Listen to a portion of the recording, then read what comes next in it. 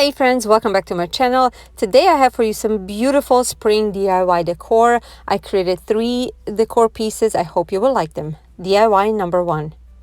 I want to take this ring that is 14 inches and it was from Target Dollar Spot. And then I'm going to also take this macrame cord that I got from a company called Hippie Crafter. I will talk about it in a little bit, but for now let's get started. I'm going to take this macrame cord, fold it in half, and I will measure out a little bit larger than the diameter of the ring, which will be approximately 17 inches. And I'm going to cut out 20 of these. So after I have all of them, I'm going to put them to the side and I will start attaching them to the ring. So I'm going to go ahead and make sure that it is folded in half, and then I'm going to take that loop where it's folded in half, bring it around the ring, and then I will pull through the other part of the macrame cord through it. I don't know if I explained it well, but you see what I'm doing over here. And then when I flip it around, this is how it looks like. So pretty much you can see what I'm doing over here. Very simple, just pulling it through, looping through actually. Now that I have all 20 done, I'm going to put a little bit of hot glue on both sides to keep it in place. Now the next part will be hard to explain, but I'll try my best and you'll see what I'm doing over here. So I'm going to start from the outside. I will take one whole piece that I worked with earlier, but has 2 strings. So I'm going to make sure I actually take one of each strings, and I will secure it on the bottom, creating a knot, and put a little bit of hot glue to secure it in place. Alright, now that I have that, that's a beginning. Now I'm going to go ahead and get the next one next to it, going inwards. And then one of those strings I'm going to pull through the other one, and the other one will just go on top. I don't know if that makes sense, but look, you see me over here doing it. One went under, almost like a zigzag, going up and down and up and down, and the other one goes straight on top, and I'm tying a knot. So I'm going to do the same thing with the rest of them, going inwards. So you see I'm taking one and I'm just piping it through the top one. So one up, one down, one up, one down, and the other one goes straight on top. So I'm going to do the same thing on the other side. So I'm alternating from outside inwards. And then I am just, look, this is the last one. So I'm going to go ahead and I will weave it through. So one up, one down, one up, one down. And I'm going to do all the way till the end, until I don't have any more to weave through. And then when I'm done with that, then the other one that you see over here that's left, I will just simply pull it down. Put it on top, pull it down, tie a knot, and secure it, and that's it. Hopefully this makes sense, but I think you saw what I was doing. It was very simple. Now that I have all this, I'm going to go ahead. This is how it looked like. It's already so pretty. Now I'm going to go ahead and get some of the greenery that I have and these beautiful tulips. Tulips are actually my favorite flowers, and I had to use those. So now I'm just taking this boxwood picks. I got them, I believe, at Walmart for 98 cents. And I was trying to find a way to weave it through these macrame cord pieces, or actually macrame cord, because I didn't want to hot glue at all. So what I did, I weave it as much as possible, secure it that way, and then I took a wire and then I secured it that way as well. I did not have a floral wire, so I just used a regular wire that I had on hand. And then I was going inwards, adding more and more until I was happy with it. And then now I'm just adding more different kind. I think it's a lamb's ears or something like that. I wanted just a little bit different texture. Now that I'm done with that, I'm going to go ahead and start assembling, or actually putting my tulips. I really like they are yellow and it just makes me smile and happy for spring. Now some of them I was able to just push through, but some of them I had to add a little bit of hot glue. But that's not a big deal. If I want to replace the flowers, I can just take them off easily. And now when I was done with this, that's it. I'm going to just go ahead and get a large piece of macrame cord, or actually a long piece, and I will wrap it 2 times around at the end of that design that I made, and I will wrap the leftover around and just secure it with a hot glue. So you'll see what I'm doing on the other side, completely the same. So I will just go ahead and wrap it 2 times, and then the end I will wrap it several times around and secure it in the back and use a hot glue and cut off the exits. And that's it for this one. Oh my gosh, guys, it's already on my front door. I absolutely love it. My husband said it's probably one of the best wreaths that I've ever made. I absolutely love it. It looks gorgeous, and I'm sure I'm going to keep it on my front door for a while. I will just replace the flowers depending on the season. Now I want to hear from you. What do you guys think about this one?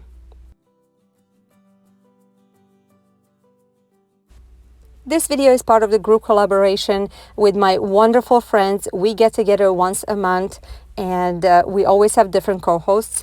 There is so many of us, and I absolutely love every single one of these ladies. The person that actually organized all this and got the idea of us getting together every month is my dear friend Liyana over at Liyana DIY.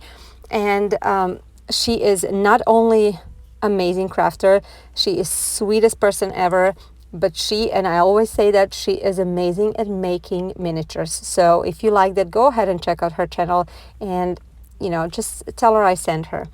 We have, like I said, different co-hosts every month, but this month we have 2 co-hosts. One is Sandra over at the DIYs at the Schwowins Nest, another wonderful, wonderful person and my dear friend. She does amazing farmhouse decor. And the second co-host is Corie over at Crafted by Corie, another amazing, amazing crafter with wonderful ideas and such a sweet person. Make sure to go ahead and check out my link in the description box to see their channels, as well as the playlist link to see what everybody else created. Okay, DIY number 2. I got this stretch canvas from Hippie Crafter company. I want to tell you a few words about that company. It is actually family business. It is a small company, startup company, and I am so happy to be supporting small companies. So I wanted to share with you, they have a lot of craft supplies, and since I know you guys love crafting, I decided to share that. So as you can see, they have all kinds of things that you can use for crafting, and the prices are very, very reasonable. So they were very nice to, work with. They sent me those 2 things, and I was so happy to be able to share it with you guys.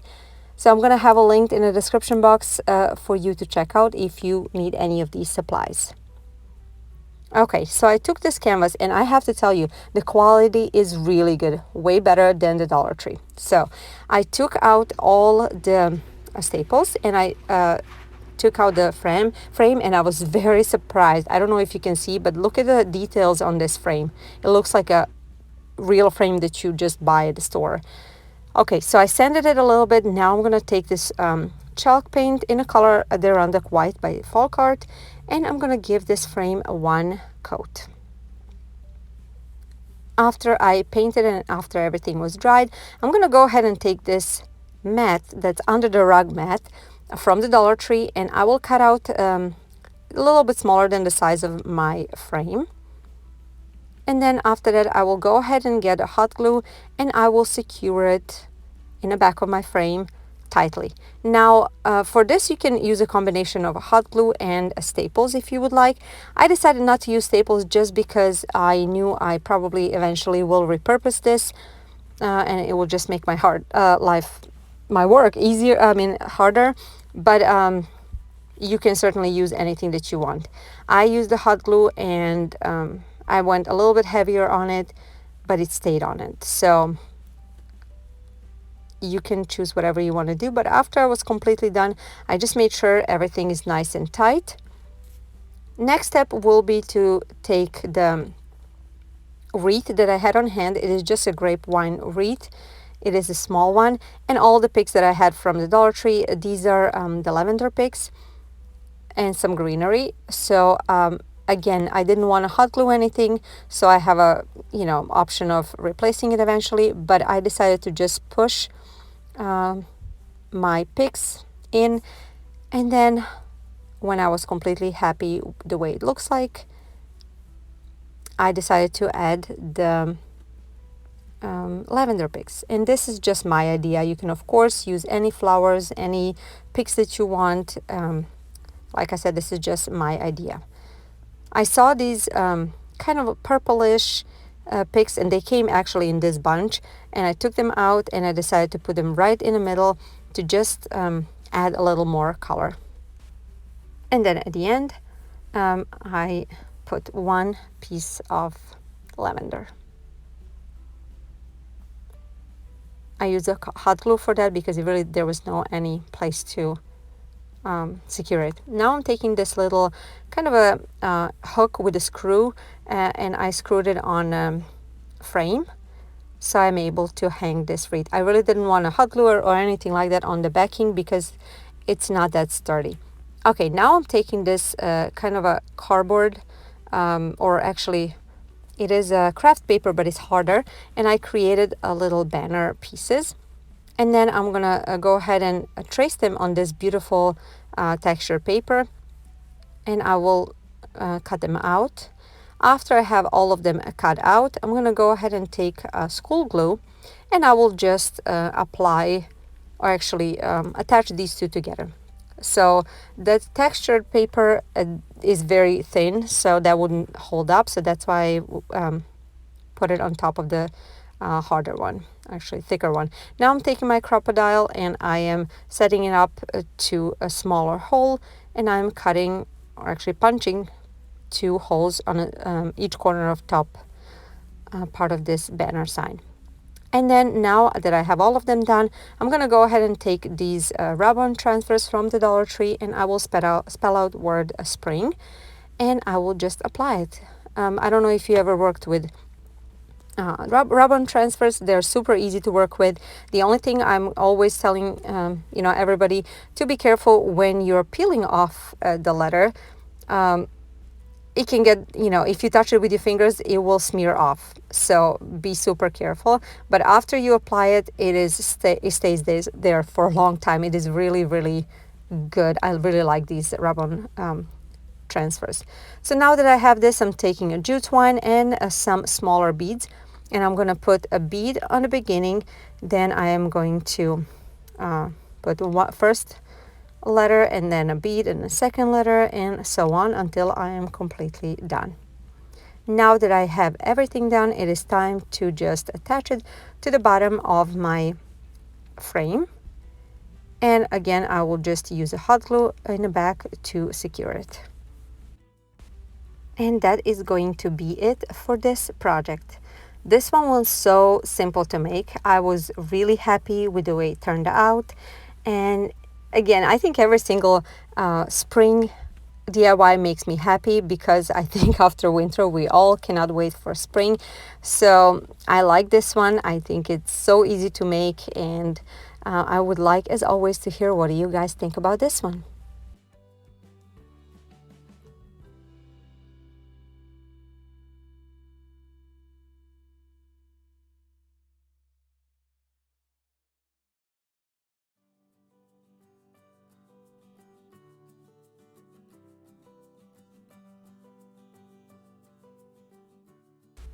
For all of you that are new to my channel, hi, welcome. I'm Jelena. I'm stay-at-home mom of 2 kids. I've always been crafty, and I loved crafting and doing DIY projects. I love to craft on a budget, and I do mostly rustic and farmhouse style. However, I try some modern, and you saw today a little bit of boho as well. If something like that interests you, I would invite you to go ahead and check out my channel and my other videos. If you like them, please stick around. Subscribe to my channel. Subscription is completely free. Give this video a thumbs up if you like it, and also, like I said, if you consider subscribing, make sure you click on notification bell so you don't miss any of my future videos. I'm on Instagram, Pinterest, and Facebook. Come say hi, get to know me better. And I want to remind you that my regular upload times are Tuesdays and Fridays at 10 a.m. Central Standard Time, but as you know, sometimes that changes depending on the collaboration or challenges I participate in. Alrighty, DIY number 3. I'm going to be taking again one of the canvases, and then I will go ahead and take my pencil and start drawing, actually sketching, let's say. I'm going to sketch rain boots, and then after that it's going to be time to paint. Now, I know many times people tell me they are not really good at painting and everything. I always say just try. It cannot be a lot of mistakes. So go ahead and try, and if you don't like it, you can try again. Okay, so right now I mixed the gray chalk paint with this lavender color of acrylic paint to get this beautiful, beautiful shade of, I don't even know if it's lavender. And then I'm filling out the rain boots. Now I'm going to take chalk paints in a color white and a truffle. And then I'm going to use the white to shade, add the shading to the boots. And then truffle, or actually brown, I'm going to be using to kind of put it on the, ends, on the edges, and just again to add some shadings to the boots. And I went back and forth several times, go over the boots. I went over the boots and making sure it is the way I like it. So it wasn't just, apply one color and that's it. I went back and forth several times until I got the shadings that I like. So now I'm just kind of putting a label, let's say, on the boots. And then after that, I'm going to go ahead and take 4 or 3, I'm not sure, 3, there you go, different kinds of chalk paints in a color green. One is sage, one is celery, and one is moss. And I am going to just mix them and see which one I'm going to use. First, I believe for the stems, I am using moss, the darkest one, and I am creating very faint lines with the fine brush and just going wherever I think it should go. The next, I'm taking other 2 colors and alternating them and create mini leaves. Now, there's really no particular way to do the leaves. I'm just creating the way I think they will look nice. After I was happy with all the leaves that I put on, I'm gonna go on and start with the flowers, actually blooms. I got the seashell pink, I believe, color by Folk Art, and then this red color and white chalk paint. And I started mixing them. And then again, there's no really particular way that the way I created these flowers. I just kind of dabbed several times until it looked like a flower shape. It really doesn't have to be perfect. And sometimes it's even better when I'm painting. I realize when what I'm painting, it's not completely perfect in straight lines. It really adds to the texture when it's not completely perfect.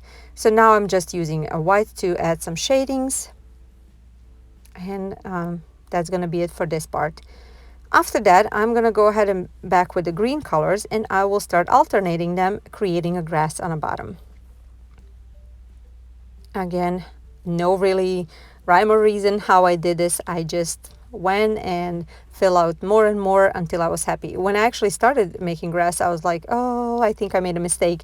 But when I kept going, I liked it more and more. Now that I'm done with this, I'm going to go ahead and add a little bit of brown mixed with a gray and white to represent the dirt. I put it on the bottom, and that's going to be it for this project.